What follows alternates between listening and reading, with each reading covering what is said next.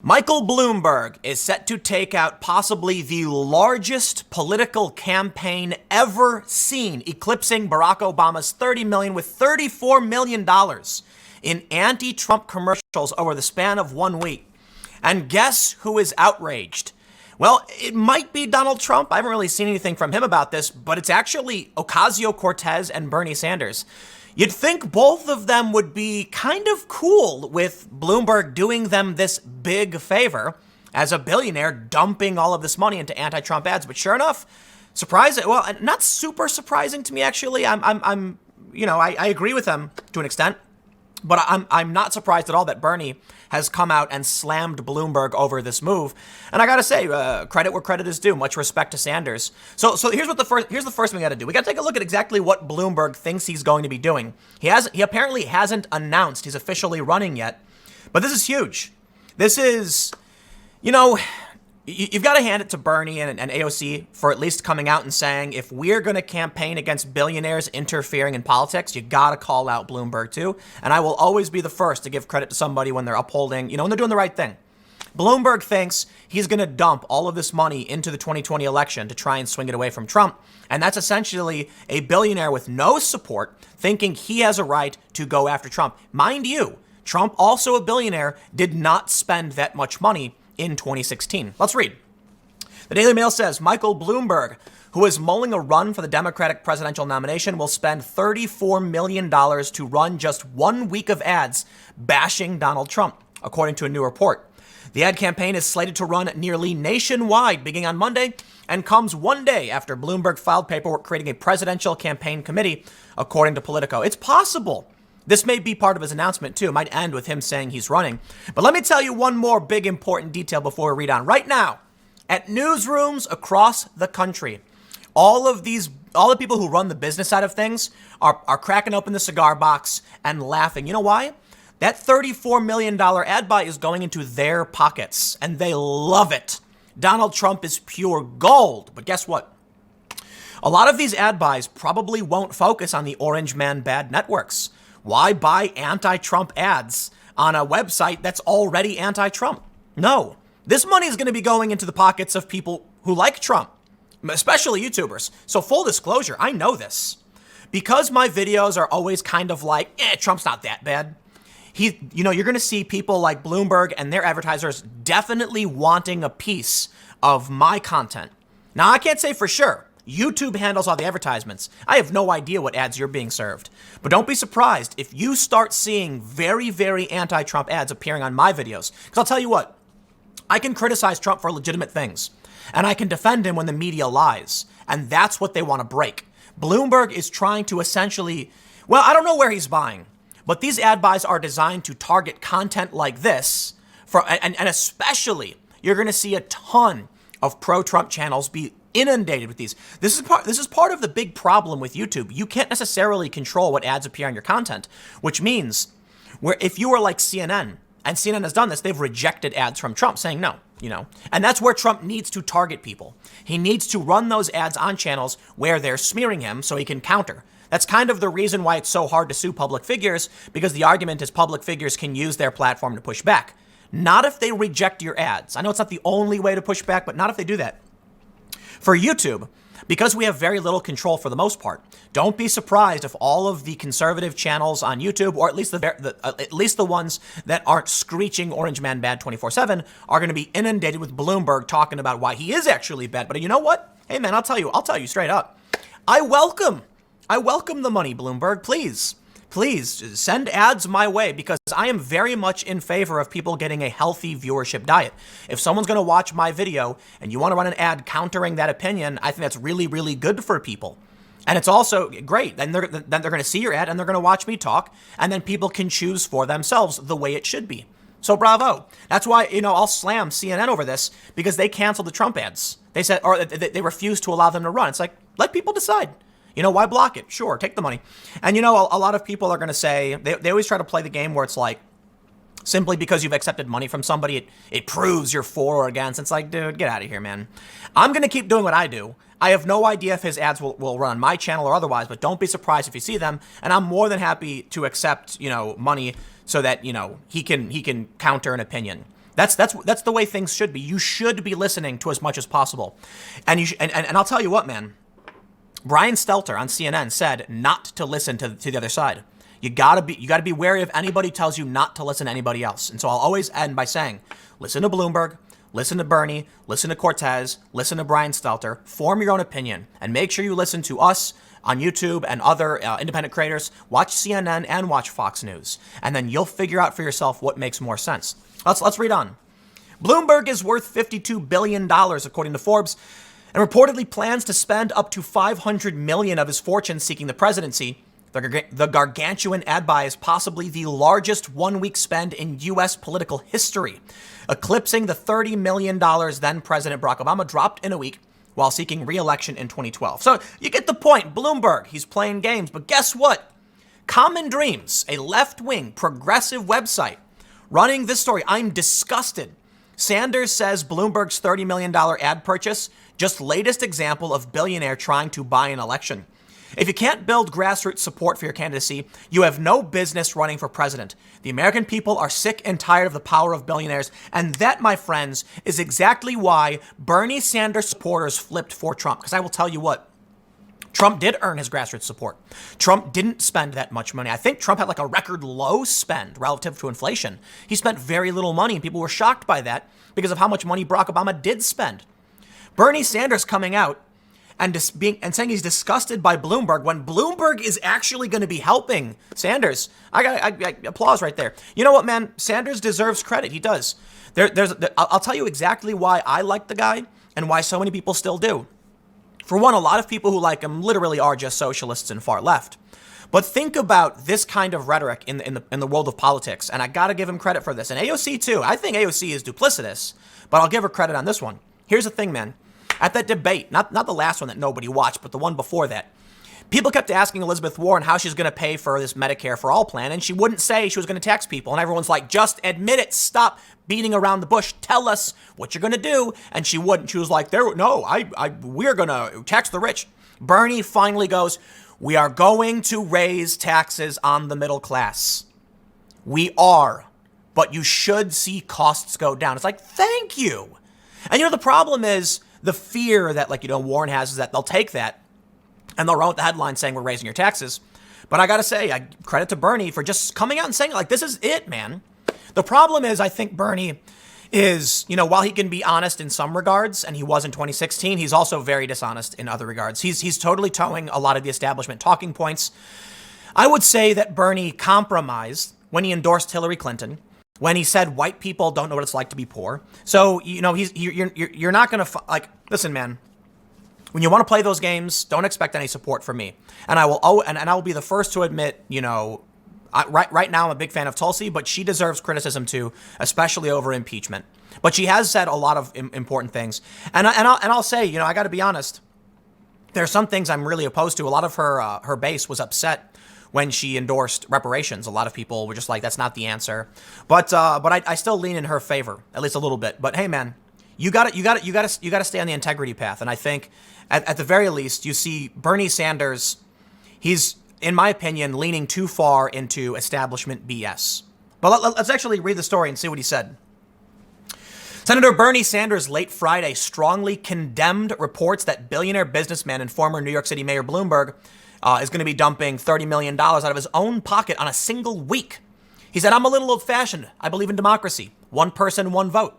Sanders, a Democratic presidential candidate, said in a statement, I'm disgusted by the idea that Michael Bloomberg or any other billionaire thinks they can circumvent the political process and spend tens of millions of dollars to buy our elections.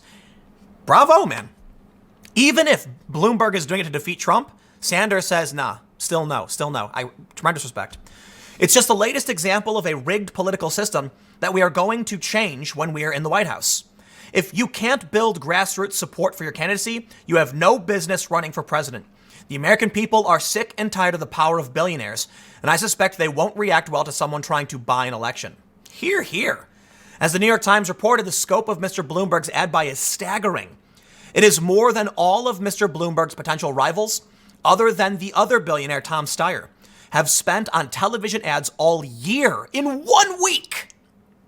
The Times noted, and about double what Senator Cory Booker has raised in donations from February through the end of September. Think about this, man. You've got all of these people trying to convince Americans, with your support, I will be elected. I need you to put your money where your mouth is and send a donation. Bloomberg, who, respectfully, he's earned his money from other ventures. I can respect that. Is now snapping his fingers and saying, it doesn't matter what your politics are. It doesn't matter what you can do. You can't reach enough people. Your message can't reach enough people. I can snap my fingers and outspend all of you. I got to admit, it's one of the things I think is a huge problem in this country. I want to see, using Tulsi Gabbard as an example. I think one of the main reasons why I really, really would like to see her succeed is because the wars that we engage in overseas is the first waste of money. Now, I get it, right? We got issues with Russia and China. Okay. But come on, man. There was a story like a long time ago about the army saying we fulfilled our quota on tanks. We don't need them. And Congress being like, here's money for it anyway. That to me is absurd. I get it. We overspend on military. I'll tell you what. You want to talk about healthcare and infrastructure in this country? Why don't you talk about how much infrastructure we're building in Afghanistan and how much and stop spending that money over there? We're so concerned about nation building in other places, we're letting Detroit and California fall apart. So look, man, I think you can bypass a lot of the arguments, left, right, taxes, whatever, when you're just like, listen, man, we're already taxing people. How about we just take that money we used to blow up kids and we go and we fix some streets in Detroit? Doesn't that sound better for everybody? No new taxes. Admittedly, the amount of money we're spending overseas is not nearly enough for healthcare, but hey, we could at least spend that money over here. That should be the first argument anybody makes. So that's one of the main reasons I do like what Tulsi is saying. After that, look, we can debate, we can argue about taxing what, where, and why. We can argue about intervention versus peace, all that stuff. But come on, man. Instead of talking about who we should be taxing, why don't we talk about where our tax money is already going, weed out the bloat and the corruption, and recognize we have the capacity to solve these problems? So in the end, I won't go on too long, but actually, no, I think I don't have the tweet from AOC. Actually, I think it's over here. Bernie Sanders and AOC both responded. AOC said, in an unusual departure from the rest of the primary field, Bloomberg's running on putting money into politics with a winky face. Great, good call outs. Like, seriously. Look, Trump didn't need billions of dollars to win. Trump just had to be himself. And he was aggressive and he was bombastic. And the American people, hey, you know what? He played the rules. And although you can say he lost the popular vote, he knew what he needed to say. He knew the game. He knew the rules. He won. He knew exactly how to be the president that Americans wanted to elect. Because we are an electoral college system. We don't operate on the popular vote. That would be very, it's complicated. They're trying to get rid of the electoral college. I get it. But you know what? If you can win off grassroots efforts, then I think you deserve it. And I think it's a serious problem. Elitism is bad. I know that I think Tucker Carlson did a segment about what's wrong with elitism. Let me break it down.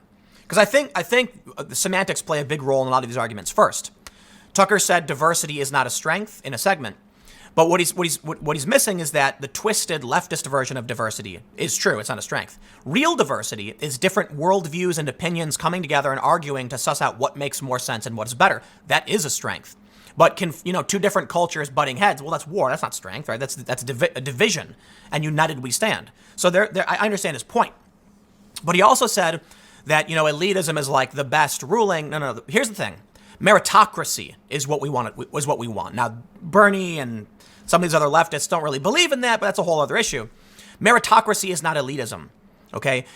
Elitism is when somebody is born to a wealthy grandfather. The grandfather builds a company. Then he has a son who inherits the money. Then he has a son who gets access. I'll tell you what elitism is. Elitism is Hunter Biden getting a job at Burisma with no qualifications. Okay, that's elitism. Nah, I'm not all about that. I do not want some crack dude, like, they found crack in his car, whatever. I don't even know what the story is. Something like that. And then he's like he cheats on his wife with like his dead brother's widow. Like, why is this guy getting all of this money just because? That's elitism. No dice. I don't want to play that game. Okay, I want to see real people earn their keep. I have no problem if you inherit money. If your parents did a great job and made the world and built a beautiful industry and then pass that money down to you, that's fine. But we do got to recognize that we can set some limits on people like Bloomberg dumping money into the race because he knows he can't actually beat Donald Trump. Bernie Sanders, got to hand it to you, because Bernie is taking the high road here. He'd be better off just, shutting up and saying, sure, smear Trump, because Bloomberg's not going to poll above Bernie. This money is essentially a win-win as far as Bernie is concerned. It's going to knock down Trump. Bloomberg's not going to win. Bernie takes the cake. But Bernie took a principled position on this one. I can respect that. I got to say, man, I don't know what the solution is. That's often the case with a lot of these things. And I never want to pretend to be smarter than everybody else, but I got to say, at least in my opinion, based on what I see, we've got to figure out a way to restrict this kind of action. And I don't know what the answer is, because certainly you're free to speak. And if you have money, you're free to spend it and put it where you want.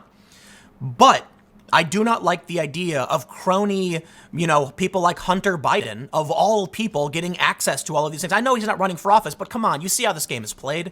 Now his dad's going to become president. Who knows what Biden's going to end up doing if that's the case? It's soft corruption. And this is what the elites get. You get someone who gets in power, they make a ton of money, and power attracts power. Money attracts money. The more money you have, the easier it is to get money. This is what these people do. It's why so many people in Congress and the Senate are rich. And it shouldn't be that way. So I know a lot of people rag on AOC over being a bartender, and I'm like, hey man, look, I think she's ignorant on a lot of things. I think she's bombastic, and she creates a lot of problems, very similar to Donald Trump in a lot of ways. But I have much more respect for her as having been a bartender who broke into the system than Michael Bloomberg or these other crony Democrats like Nancy Pelosi. I think the ideas that Bernie and AOC have can be, ill-planned. But you know what, man? I don't know. I just feel that when you have a system where the people who have money start paying other people and pushing for their own benefit, lobbying in ways, revolving door policies. I work at this company and then I quit and then I get elected, I get appointed to this position. Ah, man, no.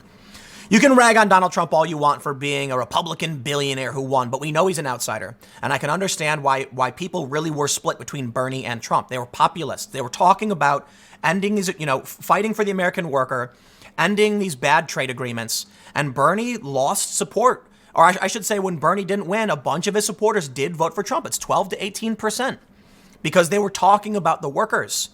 Now, Trump has some bad ideas. Of course, I think it'd be absurd to assume every idea he had was good. And Bernie has some bad ideas. It'd be absurd to think every one of his ideas is good. Certainly, there are staunch supporters of both who will be adamant. But I think in the end, what you see with Bernie, and not so much today, I got to admit, I think he's done a lot of things that are not principled, and I think he's played the game. He endorsed Hillary. That was disgusting as far as I'm concerned. But you can still see with things like this why people are in support of him versus somebody else. Look at Warren. She came right out the gate for Hillary. She is Hillary Clinton wearing a Bernie Sanders mask as far as I'm concerned. In the end, I'll tell you what you can expect. I don't know. I won't pretend to know. What I can tell you is, with all of these extremely frustrating debates in politics, everyone arguing they know the truth, throwing mud at each other, two different screens showing, different realities. For me, I'm like, can I trust you? Can I trust you that you will actually do your best to help this country? Do you love America? Do you want to see people succeed? I look at Bernie Sanders, and I used to see that. Today, I see him playing politics. And while I still see some things that are worthy of, respect and credit, I just see him playing politics. I look at Tulsi and I say, I agree with her on the war front for sure.